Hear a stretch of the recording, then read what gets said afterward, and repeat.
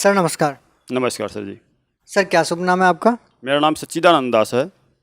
Sir कहाँ से आए हैं आप? मैं पटना बिहार से आया हूँ। सर संत रामपाल जी महाराज से नाम दीक्षा लेने से पहले आप क्या भक्ति साधना करते थे? मैं कबीरपंथी से ही जुड़ा था और कबीर परमेश्वर को ही उनको भगवान मानता था। सर जब पहले से आप कबीरपंथी थे, कबीरपंथी संतों से आपने नाम दीक्षा ले रखी थी, तो फिर संत रामपाल जी महाराज से नाम दीक्षा लेने की क्या जरूरत आन पड़ी? कबीरपंथी में थे लेकिन कोई लाभ नहीं मिले थे। मुझे ये हमेशा खोज था बचपन से ही कि भगवान कौन है और कैसे है और जन्म मरण से कैसे हम मुक्त हो सकते हैं। ये मोक्ष शब्द हमेशा बार बार मेरे माइंड को डिस्टर्ब करता था और मैं संतों महात्माओं से बार बार सवाल करता था कि भैया मुझे कैसे मिलेगी। उनके पास वो ज्ञान होता नहीं था, कुछ भी जवाब देकर के वो अपना कट के निकलना चाहते थे। गुरु की शरण में ऐसा है कि मैं ट्रेन में सफ़र कर रहा था और एक मतलब साधु ने हमें वो ज्ञान गंगा पुस्तक दिए थे और उस पुस्तक को ज्ञान के जब मैंने पृष्ठि विषय सूची को मैं पढ़ा, कौन ब्रह्मा का पिता है, कौन विष्णु की माँ, कौन शंकर की दादा है, ये चीज़ ने मुझे को अंदर से हिला दिया कि जब ये पुस्तक में ये बातें लिखी हैं तो इतनी मतलब ज्ञान की बातें हैं, तो जो पुस्तक है वो लिखने वाला तो और भी ज़्यादा ज्ञानी होगा और मैं उनसे मिलना चाहता हूँ और मिलकर मैं अपने मोक्ष को प्राप्त करने का वो मार्गदर्शन चाहता हूँ उनसे। यही बात है भगत जी। सर संत रामपाल जी महाराज की शरण में आने के बाद आपको क्या लाभ मिले? लाभ तो बहुत सारे मिले और मुख्य रूप से ये कहूँगा कि मेरी पत्नी जो है 10 साल से तकरीबन भूतों प्रेतों से ग्रसित थी। मेरे माँ पिताजी कबीरपंथी, मेरे सास और ससुर जो थे वो भी मतलब दूसरे पंथ से थे जो भूत प्रेत को नहीं मानते थे। मैं बीच में फंस रखा था लेकिन पत्नी को छोड़ नहीं सकता था। मैंने बहुत से ओझा गुणी भक्तों से ज्योतिषियों से दिखाया, बहुत पैसे मैंने खर्च किया, 4-5 लाख रुपए खर्च किया, फिर भी कहीं कोई ठीक नहीं हो पाया। और जब मैं गुरु जी के पास संत रामपाल जी के पास पहुंचा, रामपाल जी ने हमारे पत्नी के सर पे हाथ रखा और वो क्षण भर में दुख कष्ट खत्म हुआ। और ये चीज़ को देख करके आज तक हमारी पत्नी को दोबारा इस मायने में आज तक कोई कष्ट नहीं हुआ। और एक हमारी बच्ची है जो ऑपरेशन के टाइम में ऑपरेशन से बच्चे को निकाला गया था, वो बच्ची का हाथ भी टेढ़ा और पैर भी टेढ़ा, जैसे मान लो कि वो लकवा मार दिया हो। और वो बच्ची जो है कान भी टेढ़ी, एक कान में 2 छेद, तो और इतनी वो अंदर से मतलब गल चुकी थी, टाइम से ज़्यादा हो चुका था, गल चुकी थी वो। जब नर्स से सफाई उसकी कर रही थी तो सारे चमड़े वो सिकुड़ सिकुड़ के बाहर आ जा रहे थे। हमने ये सोच रखा था बच्ची अब ये जीवित ना रहेगी, मर जाएगी।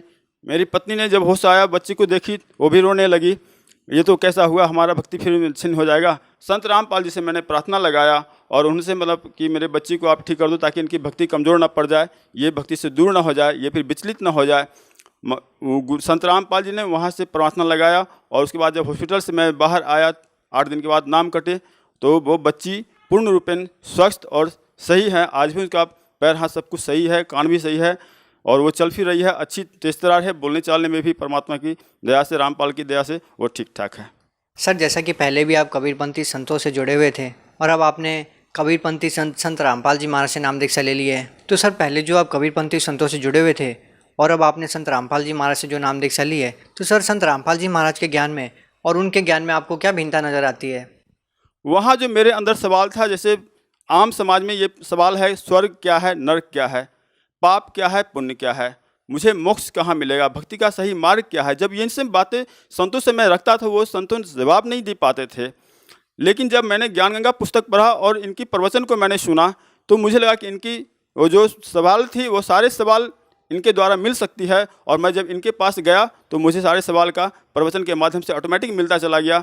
मैं जब आश्रम में गया था तो मैंने डायरी में नोट करके गया था, 35 सवाल को नोट करके गया था, लेकिन वो सारा सवाल का जवाब प्रवचन के माध्यम से मुझे मिल गया और कोई भी सवाल हमको करने की आवश्यकता नहीं हुई।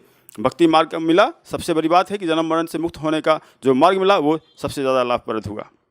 सर जैसा कि हम अमूमन देखते हैं कि अगर हम किसी भी संत के आश्रम में जाते हैं तो पहले आपको नाम दीक्षा के लिए पैसे देने पड़ते हैं, फिर वहाँ पर रुकने के लिए पैसे देने पड़ते हैं। तो सर जब आप सतलोक आश्रम बरवाला में संत रामपाल जी महाराज से नाम दीक्षा लेने के लिए गए तो सर आपसे कितने पैसे लिए?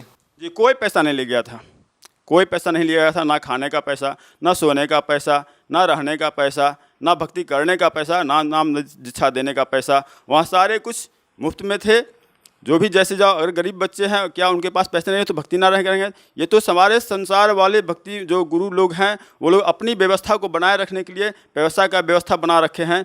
भक्ति तो बिना पैसा से किया जा सकता है। ये चीज़ तो देखने को मिला तो सिर्फ सतलोक आश्रम में ही मिला।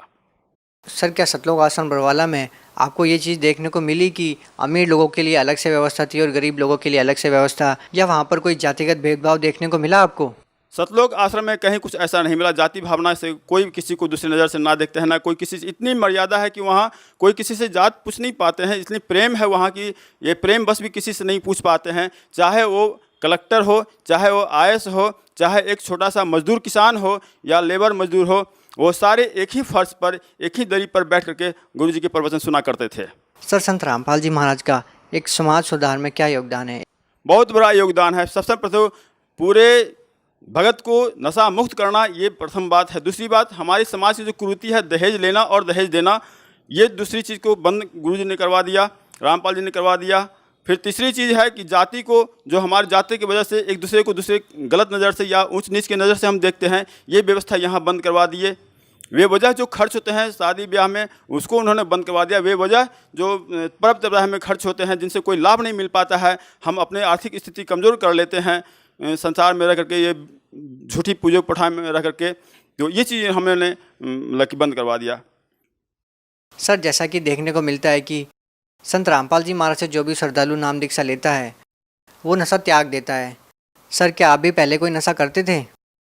जी, मैं नशा के रूप में तंबाकू और सिगरेट लेता था। बाकी तो सारे जो कबीरपंथी वाले हैं मीट मांस नहीं खाते हैं और कोई दारू शराब ये सब नहीं पीते। मैं पहले से भी नहीं करता था। सर, क्या अभी भी आप बीड़ी सिगरेट पीते हैं? जी नहीं, बिल्कुल नहीं। तो सर, आखिर संत रामपाल जी महाराज ने क्या ऐसी जड़ी बूटी दी कि उनसे नाम दीक्षा लेने मात्र से ही आपने सभी नशों को छोड़ दिया?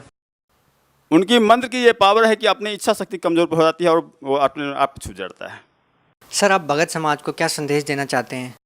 मैं भगत समाज को ये संवाद देना चाहता हूँ कि हमारी तो वो औकात नहीं कि मतलब संवाद में निवेदन कर सकता हूँ परिवार वालों से, जगत वालों से, भक्तों से और गुरुओं लोगों से कि अपनी सही बाहर मतलब कि परमात्मा जो ऊपर से आ गए हैं, रामपाल का चोला सिर्फ है और उसके अंदर तो भगवान प्रवेश करके अपना रोल कर रहे हैं और उनके अंदर आकर के भगवान के उनके सतलोक के आश्रम में जो पीली पट्टी पर आती है साधना चैनल पे 740 से 840 पे, उसमें जो नंबर दिया है उस नंबर से कांटेक्ट करके और वो सही मार्ग पर सही दर्शन करके और सही मंत्र लेकर के अपना भक्ति करें और अपना कल्याण करवाएं।